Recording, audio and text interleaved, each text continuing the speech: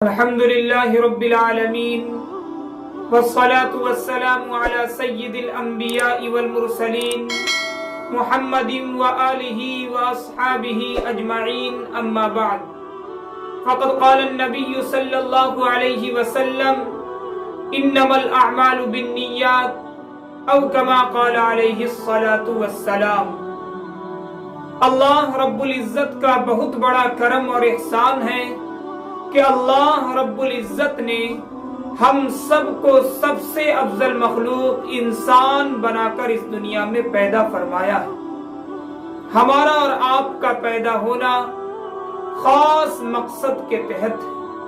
اللہ رب العزت نے انسان اور جنات کو اپنی عبادت کے لیے پیدا فرمایا ہے۔ اس لیے ہماری اور آپ کی ذمہ داری ہے کہ جب اللہ رب العزت نے اس دنیا کے اندر ہمیں پیدا فرمایا ہے تو ہم جتنا زیادہ ہو سکے اللہ رب العزت کی اطاعت فرما برداری کو لازم سمجھیں۔ اللہ کی اطاعت اور اللہ کی فرما برداری میں سب سے اہم ضروری یہ ہے کہ ہماری نیت درست ہو۔ جو کام بھی ہم کریں اللہ کے واسطے کریں، ہر کام میں اخلاص ہونا چاہیے۔ ابھی یہ ہوتا ہے عام طور پر کہ ہم نماز پڑھتے ہیں، ہم روزہ رکھتے ہیں، لیکن کئی مرتبہ ایسا ہوتا ہے کہ ہمارے اخلاص کے اندر کمی پائی جاتی ہے۔ حالانکہ ضروری اور زیادہ اہم یہ ہے کہ جب بھی ہم کوئی کام کریں، چاہے وہ انسان کے لیے کرے یا پھر اللہ کے لیے کرے، ہر ایک موقع پر عمل کے اندر اخلاص ضروری ہے۔ اللہ رب العزت نے فرمایا کہ قربانی کے موقع پر نہ تمہارا گوشت ہم تک پہنچتا ہے، نہ ہی اس کا خون ہم تک پہنچتا ہے، اگر ہم تک کوئی چیز پہنچتا ہے تو وہ تمہارا تقوی ہے۔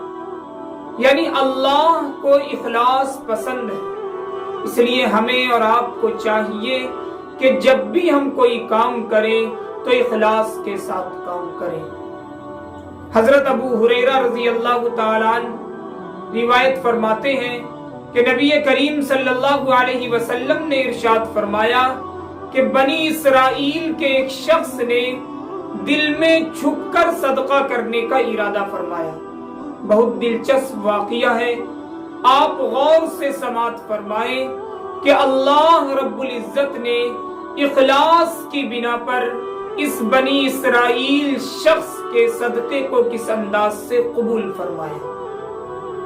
اس شخص نے دل میں یہ ارادہ کیا کہ مجھے چھپ کر صدقہ کرنا ہے۔ رات میں وہ صدقے کا مال لے کر نکلا، لیکن بے خبری میں وہ صدقہ کسی چور کو دے کر آ گیا۔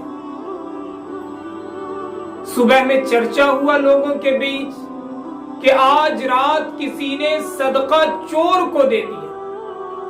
اب اس شخص نے دل ہی دل میں یہ کہا کہ اے اللہ، چور کو صدقہ دینے میں بھی تیری ہی تعریف ہے، اگر اس سے بھی برے آدمی کے پاس صدقہ چلا جاتا تو اس میں کیا کر سکتا۔ اس کے بعد اس نے دوبارہ ارادہ کیا کہ دوبارہ میں چھپ کر صدقہ کروں گا۔ اگلے دن پھر وہ صدقے کا مال لے کر رات کو نکلا اور غفلت میں ایک بدکار عورت کو صدقے کا مال دے کر واپس آ گیا۔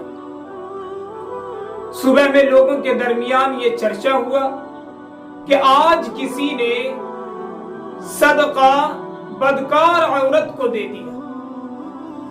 اس شخص نے دل میں کہا کہ اے اللہ، بدکار عورت کو بھی صدقہ دینے میں تیری ہی تعریف ہے، میرا مال تو اس قابل بھی نہیں تھا۔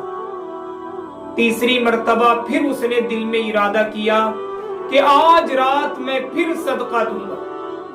اس نے صدقے کا مال لے کر रात को अपने घर से निकला और बेखबरी में सदका एक मालदार आदमी के हाथ देकर वापस आ गया। सुबह में फिर पता लगा कि आज किसी शख्स ने एक मालदार शख्स को सदका दे दिया। जब उस शख्स को ये बात पता चली तो उसने कहा कि अल्लाह, मालदार शख्स को सदका देने में भी तेरी ही तारीफ।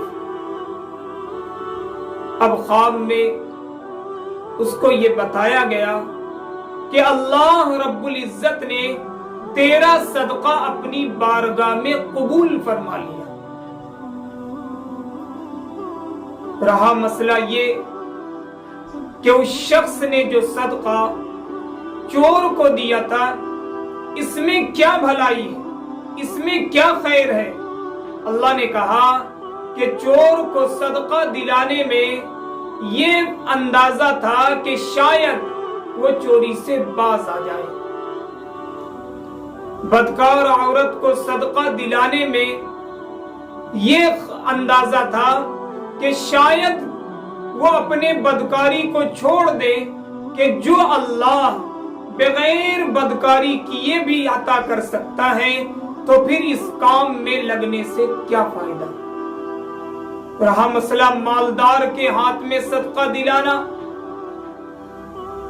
तो इसका मकसद ये है कि ताकि उसके दिल में ये ख्वाहिश पैदा हो कि कैसे कैसे लोग दुनिया में हैं जो छुपकर अल्लाह के रास्ते में सदका करते हैं।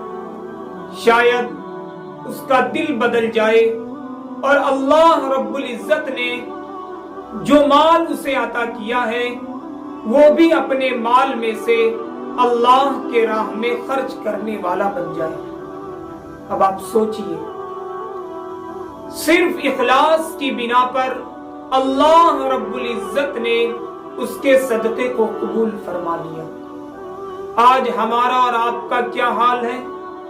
अगर कोई चीज किसी इंसान, किसी जरूरतमंद या फिर अल्लाह के रास्ते में निकालते हैं तो कितना ढंढोरा पीटते हैं।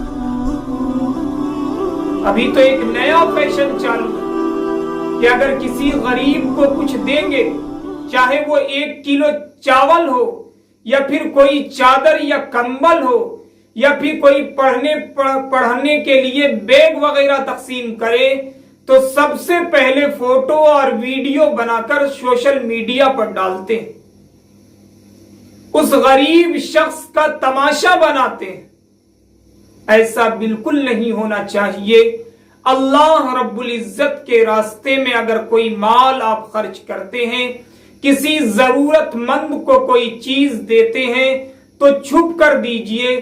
कोशिश कीजिए कि उस जरूरतमंद का कोई तमाशा ना बने।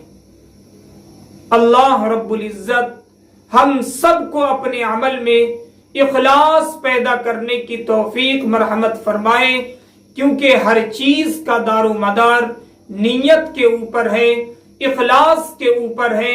जितना ज्यादा हमारे अमल में इखलास होगा, अल्लाह रब्बुल इज्जत के बारगाह में उतना ही ज्यादा वो अमल काबिल कबूल होगा। अल्लाह रब्बुल इज्जत हम सबको इन बातों पर अमल की तौफीक मरहमत फरमाए। आमीन।